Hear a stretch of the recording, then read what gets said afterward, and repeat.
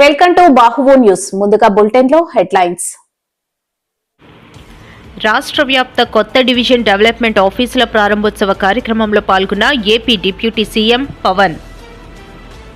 జన సైనికులకు కీలక సూచనలు చేసిన డిప్యూటీ సీఎం పవన్ కళ్యాణ్. గాడిదలు కాసేందుకు కాదు కదా నిన్ను ముఖ్యమంత్రిని చేసింది అని జగన్ ఘాటు విమర్శలు. ముఖ్యమంత్రి చంద్రబాబుపై జగన్ తీవ్ర విమర్శలు. సూపర్ 6 అంటూ మోసం.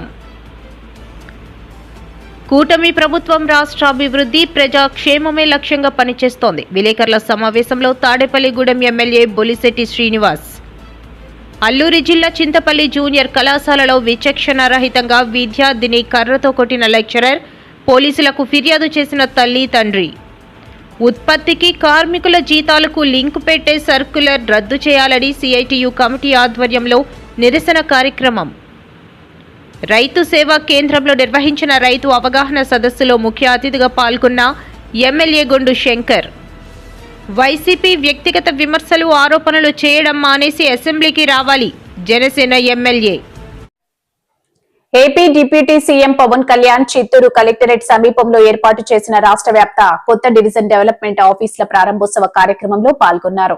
ఆయన చిత్తూరు నుంచి వర్చువల్ విధానం ద్వారా రాష్ట్రంలోని వివిధ జిల్లాలో 77 డీడీఓ కార్యాలయాలను ప్రారంభించి శిలాఫలకం ఆవిష్కరించారు. చంద్రబాబు నాయుడు గారి నాయకత్వం 73వ రాజ్యాంగ సవరణ స్ఫూర్తితోటి పంచాయతీరాజ్ గ్రామీణాభివృద్ధి శాఖల్లో సంస్కరణలో భాగంగా ఈ రోజున రాష్ట్రంలో 77 డివిజనల్ డెవలప్మెంట్ కార్యాలయాలను ప్రారంభిస్తున్నాం. దానికి విచ్చేసిన గౌరవ శాసనసభ్యులు చిత్తూరు ప్రభుత్వ శ్రీ ఆరో శ్రీధర్ గారికి, పూతలపట్టు శాసనసభ్యులు కలికిరి మురళీమోహన్ గారికి, తిరుపతి శాసనసభ్యులు ఆరణ్య శ్రీనివాసులు గారికి, గౌరవ మేయర్ శ్రీమతి సాముద గారికి, ఆంధ్రప్రదేశ్ హస్తకళల అభివృద్ధి corporation chairman doctor Pasupuleti Hariprasad గారికి, చిత్తూరు నగర అభివృద్ధి సంస్థ చూడా చైర్పర్సన్ శ్రీమతి కటారి హేమలత గారికి, కలెక్టర్ మరియు జిల్లా మెజిస్ట్రేట్ చిత్తూరు శ్రీ సుమిత్ కుమార్ గారికి, పంచాయతీరాజ్ మరియు గ్రామీణ అభివృద్ధి కమిషనర్ శ్రీ కృష్ణతేజ గారికి, అలాగే ఈ కార్యక్రమానికి వీడియో కాన్ఫరెన్స్ ద్వారా పాల్గొంటున్న గౌరవ సహచర మంత్రులకు, గౌరవ శాసన మండలి శాసనసభ సభ్యులకు, జిల్లా కలెక్టర్స్కు, సిఈఓలకు, డిపిఓలకు, ఏపీడీ డ్వామాలకు, డీడీఓలకు, ఇతర అధికారులందరికీ, పంచాయతీరాజ్ మరియు గ్రామీణాభివృద్ధి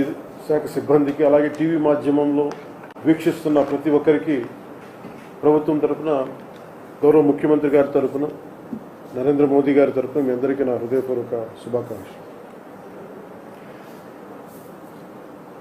నేను ఈ పంచాయతీరాజ్ శాఖ చేపట్టిన తర్వాత it's instrumental back bone of the entire state administration. 70% మనది గ్రామాలతో ఉన్న రాష్ట్రం మనది. అందుకే దీనికి మేము ఎంత బెస్ట్ చేయగలం, ఎంత బాగా చేయగలం అనే దాని మీదే మనసు ఉండింది. సో దాంట్లో భాగంగా చాలా సంస్కరణలు కానీ, గతంలో ఏం జరిగినాయి, గత 15-20 సంవత్సరాలకు ఏం జరిగినాయి, అలాగే ప్రత్యేకించి లాస్ట్ 5 ఇయర్స్లో ఏం జరిగినాయి అనేది నేను రాగానే దాన్ని చాలా ఈ రివ్యూ మీటింగ్స్లో మాట్లాడటం జరిగింది. దాంట్లో భాగంగా ప్రత్యేకించి ఇలాంటి ఒక అడ్మినిస్ట్రేటివ్ బిల్డింగ్ కావాలి. దాదాపు 10 నుంచి 12 సేవలు విభిన్నమైన ఆఫీసుల్లో ఉంటాయి. దీనికి ఏదైనా చేయాలి, దీనికి అన్నింటినీ కలిపి ఒక అంబ్రెల్లా కింద పట్టుకు రావాలనేది ఫస్ట్. జన సైనికులకు కీలక సూచనలు చేసిన డిప్యూటీ సీఎం పవన్ కళ్యాణ్. అభివృద్ధిలో జనసేన శ్రేణులు భాగం కావాలన్న పవన్. గ్రామ స్థాయి నుంచి పార్లమెంట్ వరకు కమిటీలు ఏర్పాటు. ప్రతి కమిటీలో మహిళలకు తప్పనిసరిగా ప్రాధాన్యత ఉండాలన్న పవన్. అంతర్గత సమస్యల పరిష్కారానికి ప్రత్యేక విభాగం ఉండాలని సూచన. మా నాన్న నేను పుట్టేటప్పటికి మా నాన్న హెడ్ కానిస్టేబుల్ అనుకుంటాను. సో హెడ్ కానిస్టేబుల్ నుంచి ఆయన ఎస్ఐ అవ్వడానికి మా ఇంట్లో చాలా మాటలు ఉండే, నాన్నకి ఎప్పుడు ప్రమోషన్ వస్తుంది. అలాగే ఆయన ఎస్ఐ నుంచి మెయిన్ ప్రిన్సిపల్ ఎస్ఐ అవ్వడానికి ఎంత, ఆ తర్వాత సిఐ. ఇది నాకు ఒక ప్రభుత్వ ఉద్యోగి ఇంట్లో ప్రమోషన్ కోసం ఎంత వెంపర్లాడతారు, ఎంత తహతలాడతారో నాకు బాగా తెలుసు. అంటే ఒక ప్రభుత్వ ఉద్యోగి కొడుకును కాబట్టి నేను కష్టాన్ని అర్థం చేసుకున్నాను. నేను కొంచెం ఇద్దరు కూర్చోకూడదని కొంచెం వెనకాల ఉండాలి, కొంచెం ఇబ్బంది అవుతుంది. కూర్చుంటారా? Thank you. మీ దగ్గర కూర్చోళ్ళు ఉన్నాయి, టెక్నిక్స్ ఉన్నాయి కానీ మీరు వాడట్లేదు అన్నా కదా. అంటే ఇది అంటే చాలా ఆనందం అనిపించింది. ఇప్పుడు నేను నా కూతురు పుట్టినప్పుడు నేను ఇదే పొజిషన్లో అంటే పెళ్ళి అయ్యేటప్పుడు కూడా ఇదేనా అంటే అవి చూసే వాళ్ళకి పెద్ద కాకపోవచ్చు, బయట ఉద్యోగులు కాని వాళ్ళకి ఏముందిలే అనిపించవచ్చు. కానీ ఒక ఉద్యోగికి ఆ చిన్న ఆ ప్రమోషన్ ఎంత కీలకం, ఒక ఉద్యోగ కొడుకుగా నాకు తెలుసు. అది ఎంత ఆనందం ఉండేదో మాకు తెలుసు. మహిళల్లో అదొక పండగ వాతావరణం ఉంటుంది. జీతాలు పెరగటాలు ఇవన్నీ కంటే కూడా ఏదో ఒక తృప్తి. మేము చేసిన ఒక ప్రతి మనిషి ఉన్న స్థాయి నుంచి ఒక అడుగు పైకి వెళ్ళాలనుకుంటారు అన్ని రకాలుగా. సో దాంట్లో భాగంగా భగవంతుడు మనం ఈరోజు ఇంత చేసామంటే ఎందుకు చెప్తున్నానంటే ఇది నేను చేశానని చెప్పట్లేదు. ఇక్కడున్న మీరందరూ కూడా రాష్ట్రం నలుమూలల మీరు కూటమికి మీరు నిలబడితే మేము చేయగలిగాం. ఆ మాట చెప్పడం చెప్తున్నాను. అంటే మంచి ఆశయాలు మంచి చేద్దామన్న తపన ఉండొచ్చు, కానీ మనందరం కలిసికట్టుగా కనుక లేకుండా మనందరం అంటే మీరు ధైర్యం ఇచ్చింది నాకు మీరే.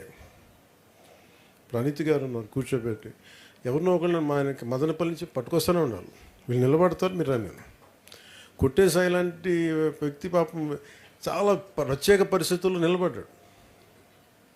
అలా ఇక్కడున్న ప్రతి ఒక్కరు ఆశయంలోని ప్రతి ఒక్కరు ఒక్కొక్కరి దగ్గర ఒక్కొక్క కథ ఉంది. ఆయన ఎడ్యుకేషన్ ఇన్స్టిట్యూట్ ఇబ్బంది అయితే ఆయన కూర్చోబెట్టి ఆయన బయటకు వచ్చి నిలబడింది. అంటే ప్రతి ఒక్కళ్ళు ఒక ఎక్సెప్షనల్ రిస్క్ వాళ్ళదైన జీవితాల నుంచి, మన దినేష్ దగ్గర ప్రతి ఒక్కళ్ళు కూడా వాళ్ళదైన జీవితాల నుంచి ప్రతిదీ ఒక రిస్క్ తీసుకుంటూనే వచ్చారు.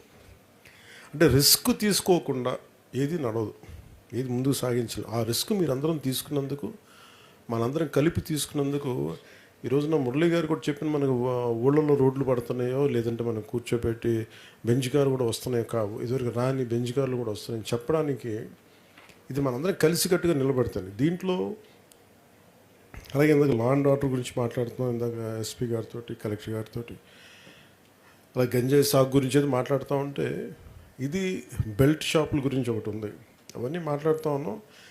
ఇది కొంత సమాజం ఇప్పుడు క్రిమినల్స్ 10 మంది అయితే పర్లేదు, మనం హ్యాండిల్ చేయగలం. క్రిమినల్ టెండెన్సీస్ కానీ డబ్బుల కోసం ఇప్పుడు బెల్ట్ షాపులు ప్రతి ఒక్కరు మనం ఎంకరేజ్ చేస్తే అది సొసైటీ సమాజంలో అంతర్భాగం అయిపోతే మటుకు దాన్ని విడదీయడం చాలా కష్టం అయిపోతుంది, ఇంకా అది క్యాన్సరస్ అయిపోతుంది. సో అవన్నీ ఏదో మాట్లాడుకుంటూ ఉన్నాం. అంటే మనకు కూడా ప్రభుత్వం మనం వచ్చింది, దాంతోపాటు సామాజిక బాధ్యత మనకు చాలా ఉంది మనందరికీ. ఈరోజు మీ అందరినీ కూడా నేను కోరుకుంటుంది, పదవి అనేది నేను హరిప్రసాద్ గారు తెలుసు 2008లో ఈయన మురళి గారు విద్యార్థి దశలో మన తిరుపతి యూనివర్సిటీ విద్యార్థిగా ఉన్నప్పుడు వీళ్ళిద్దరు కలిసి పిఆర్పి కోసం నిలబడిన వాళ్ళు ఇద్దరు రావాలని కోరుకుంది. అంటే ఇలాంటి ప్రతి ఒక్కళ్ళకి కూడా ఒక బ్యాక్గ్రౌండ్ ఉంటుంది మనకి. అంటే ఆ రోజు నుంచి ఒకటే ఏం కోరుకున్నాం అంటే ఒక మార్పు రావాలి. ఆ మార్పు ఎలా ఉంటుందంటే మన సమాజంలో ఏముంటుందని ఒక గొంతు లేని వాళ్ళకి. చంద్రబాబు నాయుడిని ప్రజలు ముఖ్యమంత్రిని చేసేందుకు గాడిదలు కాసేందుకా అని జగన్ సూటిగా ప్రశ్నించారు. రాష్ట్రంలో ఏ ఒక్క వర్గం సంతోషంగా లేరని ఆయన ఆందోళన వ్యక్తం చేశారు. తాడేపల్లిలోని పార్టీ కేంద్ర కార్యాలయంలో వైఎస్ జగన్ మీడియాతో మాట్లాడారు. ఇటువైపున్న వర్షను ప్రజలందరికీ కూడా తెలుసుకోవాల్సిన అంశాలు. సో మొట్టమొదటిగా రైతుల సమస్యల దగ్గర నుంచి మొదలు పెడదాం. నిజంగా ఈరోజు రాష్ట్రంలో వ్యవసాయం ఎలా ఉంది, రైతుల పరిస్థితి ఎలా ఉంది అన్నది నిజంగా చూస్తే రాష్ట్రంలో పాలన సేవ్ ఆంధ్రప్రదేశ్, సేవ్ ఆంధ్ర అన్న పరిస్థితి మాదిరిగానే ఆంధ్ర రాష్ట్రంలో పాలన సాగుతూ ఉంది. అందరూ కూడా దేశం మొత్తం కూడా హలో ఇండియాస్, మా రాష్ట్రం వైపు ఒకసారి చూడండి అని చెప్పి నిజంగానే ప్రతి ఒక్కరం అనాల్సిన పరిస్థితిలోనే ఈ రాష్ట్రంలో ఈరోజు పాలన సాగుతూ ఉంది. మరి ముఖ్యంగా అడుగులు ముందుకు వేస్తే వ్యవసాయం అన్నది 62% జనాభా దాని మీద ఆధారపడి ఉన్న సెక్టర్. ఈ వ్యవసాయం అన్నది ఏ రాష్ట్ర ప్రభుత్వమైనా కూడా రైతులను సంతోషంగా పెట్టి వ్యవసాయం అన్నది ఒక పండుగగా చేస్తేనే, రైతు సంతోషంగా ఉంటేనే రాష్ట్రం సంతోషంగా ఉంటుంది. రైతు కూలీ సంతోషంగా లేకపోతే రాష్ట్రం ఎప్పుడూ కూడా ఎదగదు, వెనకడుగు వేయాల్సింది. మా హయాంలో పండుగగా ఉన్న వ్యవసాయం చంద్రబాబు నాయుడు గారి హయాంలోకి వచ్చేసరికి అది దండుగలా మార్చిన పరిస్థితి.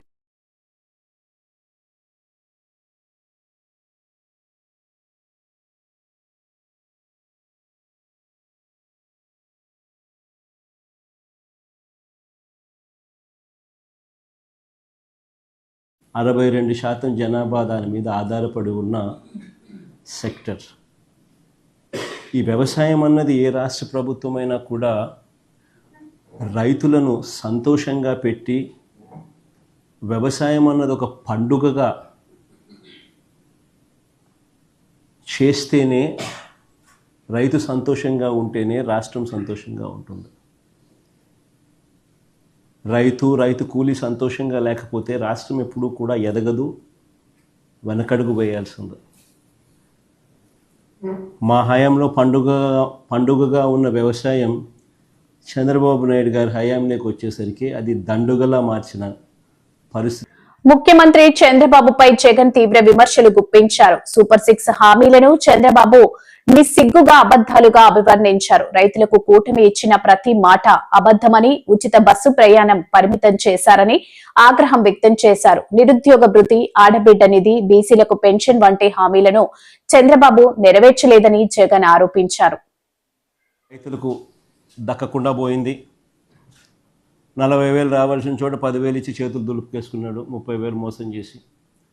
మరోవైపున ఇన్పుట్ సబ్సిడీ ఇవ్వడంలా మా ప్రభుత్వ హయాంలో సమయానికే సీజన్ ముగిసేలోగానే వచ్చే ఇన్పుట్ సబ్సిడీ ఈరోజు రాకుండా పోయింది. మా హయాంలో ఉన్న రైతు భరోసా ఈరోజు కనుమరుగైపోయింది. మా హయాంలో ఉన్న ఉచిత పంటల బీమా ఈరోజు రైతులకు ఒక హక్కుగా రావాల్సిన ఇన్సూరెన్స్ రాకుండా పోయింది. ఇవన్నీ ఒక ఎత్తు అయితే, రెండో ఎత్తు అన్నిటికన్నా బాధాకరమైన విషయం ఏమిటంటే, ఈరోజు ఇన్ని కష్టాల మధ్య రైతు వ్యవసాయం చేస్తే ఏ పంటకు ఈరోజు రైతన్నలకు గిట్టుబాటు ధర రాని పరిస్థితి ఈరోజు రాష్ట్రంలో చూస్తూ ఉన్నాం. గత ఏడాది లాస్ట్ ఇయర్ ధాన్యం, కందులు, మినుములు, పెసలు, సజ్జలు, మిర్చి, పొగాకు, ఉల్లి, టమాటో, కొక్కో, చీనీ, మామిడి, ఇలా ఏ పంట తీసుకున్నా కూడా ధరలు రాక రైతన్నలు తీవ్రంగా నష్టపోయిన పరిస్థితులే కనిపిస్తాయి. ఇక ఈ ఏడాది పరిస్థితి చూస్తే కూడా అంతే. ఇప్పటికే మోంతా తుఫానుతో నష్టపోయి ఉన్న ఆ రైతులకు ధాన్యాన్ని కొనేవాడు లేడు. మామూలుగా 75 కేజీల బస్తా ఎంఎస్పి ప్రకారం 1,776 రూపాయలు రావాలి. ఈరోజు పరిస్థితి ఏమిటి అని అంటే, రైతులకు 1,200 రూపాయలకి ఇస్తారా, 1,300 రూపాయలకి ఇస్తారా అని చెప్పి ఈరోజు దళారులు రైతులను ఈరోజు అడుగుతా ఉన్న పరిస్థితి.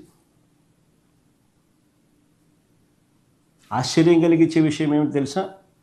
ఇంకో పక్క దిత్వా తుఫాన్ అంటే ఇప్పుడు జరుగుతా ఉంది. లాస్ట్ ఫ్యూ డేస్ నుంచి దిత్వా తుఫాను చూస్తూ ఉన్నాం. ఇంకో పక్క దిత్వా తుఫాను హార్వెస్టింగ్ సమయంలో వస్తుందని 10 రోజుల ముందే మనకు తెలుసు.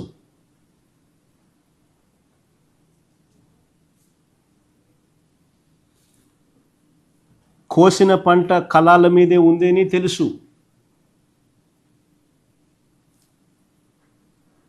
ఇంకా ఆశ్చర్య విషయం ఏమిటంటే, ఈ పంట కొనకపోతే ధాన్యం తడిచిపోతుంది అని తెలుసు.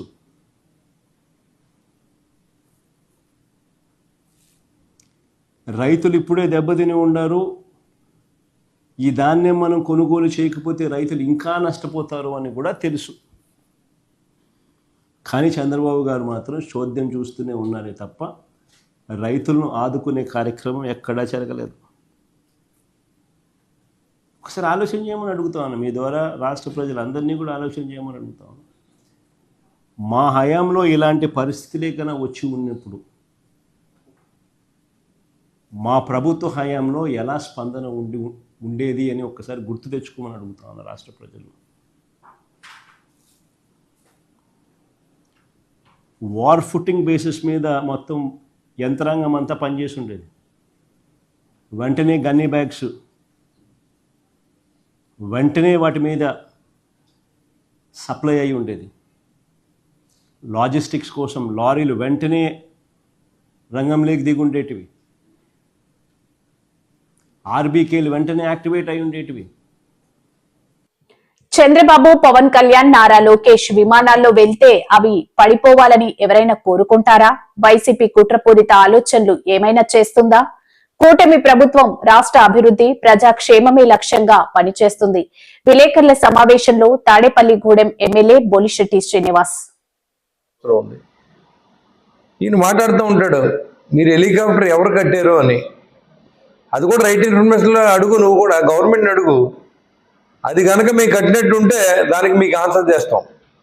లేదు మేము ఎలా ఇచ్చామో నీకు చెప్పవలసిన అవసరం లేదు. ఎందుకంటే అది ఎన్ని లక్షలకు పెట్టామో, లేకపోతే ఊరికనే ఇచ్చారా, లేకపోతే ఏంటనేది నీకు చెప్పవలసిన అవసరం లేదు. అదే ఆడిట్ అబ్జెక్షన్ వచ్చినప్పుడు లేకపోతే ఎవరిని అడిగినప్పుడు ఖచ్చితంగా దానికి ఆన్సర్ చేస్తాం. ఇవాళ పవన్ కళ్యాణ్ గారు ఒక మాట అంటే ఆయన జీవితాంతకాలం విమానం కొలిచ్చేటువంటి నిర్మాతలు ఉన్నారు, ఫ్రెండ్స్ ఉన్నారు, కుటుంబ సభ్యులు ఉన్నారు. పెద్ద కుటుంబమే ఉంది ఆయన వెనకాల. నువ్వు బ్రతుకుండగా మీ నాన్న చూడలేదు. మీ నాన్నగారు ఎక్కడున్నారో లాస్ట్ టైంలో ఒకసారి గుర్తు తెచ్చుకో. విక్టోరియా గారి ఇంట్లో మరణించారు. ఆయన చాలా పెద్ద మనిషి కృష్ణమూర్తి గారు అంటే. అలాంటి తండ్రి చూడు నువ్వు కూడా ఇవాళ పవన్ కళ్యాణ్ గురించి మాట్లాడడం, పవన్ కళ్యాణ్ గారి గురించి మాట్లాడడం, సిగ్గులేరులో మాట్లాడడం చాలా హాస్యాస్పదంగా ఉంది. నాని, ఇలాగ ఇంకెప్పుడు నువ్వు మాట్లాడొద్దు. ఇది మంచి పద్ధతి కాదు. ఎందుకంటే సింగిలర్లో మాట్లాడడం, నువ్వు ఎలా ఇచ్చావో చెప్పమంటావు, నీకు చెప్పవలసిన అవసరం ఉంది. నువ్వెవరో అసలు ఇవాళ నువ్వు అడిగావు ఎప్పుడైనా? నీ గొడవల్లో నీ ఎన్ని బస్తాల్లో నీ భార్య పేరు మీద ఎంత అక్రమంగా చేసావు అనేది వస్తే నువ్వు ఫైన్ ఎందుకు కట్టావు? నువ్వు అంత నిజాయితీపరుడు అయితే నువ్వు మాట్లాడుతూ ఉన్నావు. నువ్వు నీ కుటుంబ సభ్యులు నువ్వు చూసుకో, నీ తండ్రిని నువ్వు చూడలేదు అని బందరంతా చెప్తూ ఉంది. ఇవాళ నువ్వు పెద్ద మాటలు మాట్లాడి పవన్ కళ్యాణ్ విమర్శిస్తే పెద్దోడిని అయిపోతుంటే పతనం అయిపోతావు కూడా నేను తెలియజేస్తా ఉన్నా. ఇవాళ పిల్లి శాపనార్థాలు పెట్టినట్టు వాళ్ళకి ఏదైనా జరిగితే బాగుండు, మనం మళ్ళీ వైసీపీ ప్రభుత్వం వచ్చేస్తుంది లేకపోతే అనే ఆలోచన వీళ్ళ దుర్మార్గానికి నిదర్శనం. ఇవాళ మరి జగన్మోహన్ రెడ్డి గారు ఎంత దోబరా ఖర్చు పెట్టినా మీరంతా మంత్రిమండలిలో ఉన్నారు, ఏం మాట్లాడారు మీరు? రాళ్ళకి 800 కోట్లు ఖర్చు పెట్టారు, వ్యాన్లకి సివిల్ సప్లైస్ వ్యాన్లకి 650 కోట్లు ఖర్చు పెట్టారు, కాటాలకు 200 కోట్లు ఖర్చు పెట్టారు. ఇవన్నీ ప్రజల సొమ్ము దుర్వినియోగం అయినప్పుడు నువ్వేమైపోయావు? అల్లూరి జిల్లా చింతపల్లి జూనియర్ కళాశాల విద్యార్థి బండి జయంత్ ను జువాలజీ లెక్చరర్స్ విచక్షణ రహితంగా కర్రతో కొట్టారని విద్యార్థి తల్లిదండ్రులు స్థానిక పోలీసులకు ఫిర్యాదు చేశారు. అల్లూరు జిల్లా చింతపల్లి జూనియర్ కళాశాల విద్యార్థి బండి జయంత్ను జువాలజీ లెక్చరర్ విచక్షణారహితంగా కర్రతో కొట్టారని విద్యార్థి తల్లిదండ్రి స్థానిక పోలీసులకు ఫిర్యాదు చేశారు. చింతపల్లి జూనియర్ కళాశాలలో బైపీసీ మొదటి సంవత్సరం చదువుతున్న బండి జయంత్ నోట్ బుక్స్ త్వరగా తీయలేదనే నెపంతో జువాలజీ లెక్చరర్ అతి దారుణంగా కర్రతో కొట్టగా విషయం తెలుసుకుని కళాశాలకు వెళ్లి నడవలేని స్థితిలో ఉన్న తమ కుమారుణ్ణి వెంటనే చింతపల్లి ఏరియా ఆసుపత్రికి తరలించి వైద్య సేవలు అందించామని వారు తెలిపారు. తమ కుమారుడు అనారోగ్యంతో ఉన్నాడని, చదువుకోవడం కోసం కాలేజీకి పంపిస్తే ఏమీ తప్పు చేశాడని ఇంత దారుణంగా కొట్టారని ప్రశ్నిస్తున్నారు. కళాశాలలో ఇటువంటి చర్యలు పునరావృతం కాకుండా బాధ్యులపై చర్యలు చేపట్టాలని విద్యార్థి తల్లిదండ్రి కోరుతున్నారు.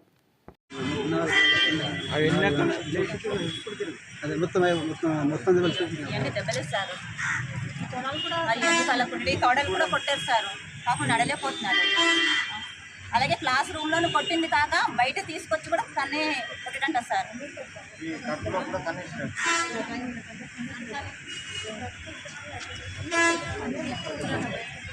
మరి ఎందుకు ఇలా చేసేలా తెలుస్తారు? పేరు బీజేఎన్, నేను జూనియర్ కాలేజ్లో ఫస్ట్ ఇయర్ బైపీసీ.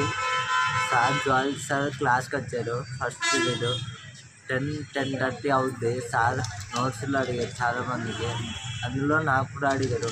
రాసేయండి సార్ నోట్స్లో అని చెప్పి చూపి అన్నారు. మెయిన్ నోట్స్ రాసేవరా అంటే రాసిన సార్ అన్నాను. తీసేసాను యూనిట్ టెస్ట్ ఎగ్జామ్ రాసేవు కదరా అన్నారు. రాసాను సార్, అది తీసాను. మెయిన్ నోట్స్ నీకు బలిసిందా ఇది అది అని వచ్చి నన్ను కర్రతో కొట్టడం జరిగింది. సార్ పేరు ఏం పేరు? అదేనా Azhar zoology sir. Visakha steel ప్లాంటును కేంద్ర ఉక్కు శాఖ మంత్రి స్టీల్ ప్లాంటును సందర్శించి ప్లాంటుకు నాసి రకం ముడి సరుకు అందిస్తూ అవినీతికి పాల్పడుతున్న సీఎండీపై విచారణ జరిపించాలి. ఉత్పత్తికి కార్మికుల జీతాలకు లింక్ పెట్టే సర్క్యులర్ రద్దు చేయాలని సిఐటియు విశాఖపట్నం కమిటీ ఆధ్వర్యంలో నిరసన కార్యక్రమం. సమావేశాలు జరుగుతూ ఉన్నాయి. పార్లమెంట్ సమావేశాల్లో ఒక ప్రశ్నకి సమాధానం చెప్పాలని కేంద్ర ప్రభుత్వాన్ని అడుగుతున్న ఒకే ఒక ప్రశ్న, విశాఖ స్టీల్ ప్లాంట్ కి సొంత గనులు ఎందుకు లేవు? చట్టం ప్రకారం mines and mineral development regulation act ప్రకారం సెక్షన్ 17 ఖచ్చితంగా ప్రతి పబ్లిక్ సెక్టార్ కి సొంత గనులు సమకూర్చాలి. అన్ని పబ్లిక్ సెక్టార్ కి బిలాయ్, బొకారో, దుర్గాపూర్ అన్నింటికీ ఉన్నాయి. అలాగే ప్రైవేట్ వాటికి కూడా ఉన్నాయి. వైజాగ్ స్టీల్ ప్లాంట్ ఎందుకు లేదు? ఈ పార్లమెంట్ లో సమాధానాలు చెప్పాలని అడుగుతున్నాం. రెండవది, దేశంలో నాణ్యతలో విశాఖ స్టీల్ నంబర్ 1. ప్రపంచానికి ఇతర దేశాలకి 4 సంవత్సరాలు ఎగుమతులు వరుసగా చేసినటువంటి స్టీల్ ప్లాంట్ ఏదంటే వైజాగ్ స్టీల్ ప్లాంట్. నాణ్యతలో అంత అవార్డులు వచ్చినటువంటి స్టీల్ ప్లాంట్ కి ఆ నాణ్యతను దెబ్బకొట్టాలని ఇప్పుడు సీఎండీగా ఉన్నటువంటి సక్సేనా కంకణం కట్టుకున్నాడు. అందుకనే నాసిరకం క్వాలిటీని వాడి ఈ రోజు ఉత్పత్తులు అనేటువంటిది తీవ్రంగా పడిపోయేటట్టు చేశాడు. ఖరీదు విపరీతంగా పెరిగిపోయింది. ఖనిజాల ముడి ఖనిజం ఖరీదు 65% నుంచి 64% నుంచి 75% పెరగడానికి ఎవరు కారకులు తెలుసాలి ఇది. అందుకని ఈరోజు స్టీల్ మంత్రి స్వయంగా కుమారస్వామి విశాఖపట్నం వస్తారని, నోవోటెల్లో సదస్సులో పాల్గొంటారని సమాచారం మీడియాలో వచ్చింది, అందరికీ తెలుసు. అయితే ఈరోజు ఇప్పుడే తెలిసిన సమాచారం ఆయన అప్స్కాండ్ అయ్యారు, రాలేదు. అందుకని ఆయన వస్తే ఆయన కోరాం. వారికి స్టీల్ ప్లాంట్ విషయాన్ని తెలియజేయడానికి, నాసిరకం స్టీల్ వాడేవాడిని దర్యాప్తు చేయడానికి యాక్షన్ తీసుకుంటారా లేదని మేము అడగాలని చెప్పేసి అనుకున్నాం. కానీ వారు ఈ రోజు రాలేదు. అయినా పార్లమెంటు నుంచి దీనికి సమాధానం చెప్పాలని చెప్పేసి కోరుతున్నాం. కార్మికుల మీద ఖర్చు గారా మండలం రామచంద్రపురం గ్రామ పంచాయతీ రైతు సేవా కేంద్రంలో నిర్వహించిన రైతు అవగాహన సదస్సులో ముఖ్య అతిథిగా పాల్గొన్న ఎమ్మెల్యే గోండు శంకర్ కూటమి ప్రభుత్వం రైతులకు అన్ని విధాల సహాయ సహకారాలు అందిస్తుంది అని అన్నారు. ఈ కార్యక్రమాలను చేపట్టడానికి మేము ప్రతిపాదనలు సిద్ధం చేశాం. చంద్రబాబు నాయుడు గారు రాష్ట్ర వ్యాప్తంగా నీటి భద్రతపై తన విధానాన్ని మరియు ప్రధాన లక్ష్యాలను ఈ విధంగా స్పష్టం చేశారు. ఒకే రాష్ట్రం, ఒకే నీరు భావనతో రాష్ట్రంలో కరువును సమర్థవంతంగా ఎదుర్కోవడానికి మరియు నీటి నిర్వహణను సరైన విధంగా ఆప్టిమైజ్ చేయడానికి ఒక రాష్ట్రం ఒక నీరు అనే భావనను ఆయన ప్రతిపాదించారు. అంటే అన్ని నదులు అనుసంధానం చేయడం, పోలవరం నుండి బనకచెర్ల అంటే అనంతపురం దాటి రాయలసీమలో అంతవరకు నీటి పంపించడం, మళ్ళీ పోలవరం నుండి ఇచ్చాపురం వరకు నీటిని పంపించడం, అలాగే గోదావరి అనుసంధానించడం, అక్కడి నుండి బహుదా నదిని అనుసంధించడం. అంటే ఇక్కడ నీరుండి అక్కడ లేకపోతే ఇటు నీరు అడ్డంటుంది, అక్కడ నీరుండి ఇటు లేకపోతే అటు నీరు ఇటు తీసుకురావచ్చు. దానికి ఇరిగేషన్స్ ఈ ప్రతిపాదన చాలా పెద్ద ఎత్తున కొన్ని 50,000 పైచిలుకు కోట్లతో ఆయన ఈ ప్రణాళికను సిద్ధం చేస్తున్నారు. దాంట్లో భాగంగా పోలవరం 27 సంవత్సరం కల్లా మన గోదావరి పుష్కరాల లోపల పూర్తి చేయడానికి ప్లానింగ్. ఈ గోదావరి నీరే పట్టిసెంత కూడా పంపించి కృష్ణా నది దగ్గర విజయవాడలో నీరు ఉంచినందువల్ల మనకు శ్రీశైలం డ్యామ్ నీరు కింద వదలకుండా అక్కడ ఉంచుతున్నందువల్ల అక్కడ నుండి పులివెందుల జగన్మోహన్ రెడ్డి గారి ఊరికి చంద్రబాబు నాయుడు గారు ఎక్కడైతే ఇప్పుడు కూటమి ప్రభుత్వం అభివృద్ధి సంక్షేమంపైనే దృష్టి సాధించిందని ఎలమంచిలి ఎమ్మెల్యే సుందరపు విజయ్ కుమార్ అన్నారు. వైసీపీల వ్యక్తిగత విమర్శలు, ఆరోపణలు చేయడం తమకు సాధ్యం కాదని ఎద్దేవా చేశారు. విశాఖలోని పబ్లిక్ లైబ్రరీలో నేడు ఆయన మాట్లాడారు. అందరికీ నమస్కారం తెలియజేస్తూ, రాష్ట్రంలో జరుగుతున్న పరిణామాల మీద మనం ఈరోజు ఇక్కడ అందరం కూడా రావటం జరిగింది. అయితే కూటమి ప్రభుత్వం వచ్చిన తర్వాత కేవలం అభివృద్ధి సంక్షేమం మీద మాత్రమే దృష్టి సారించి నిరంతరం ప్రతి ఒక్క ప్రజాప్రతినిధి,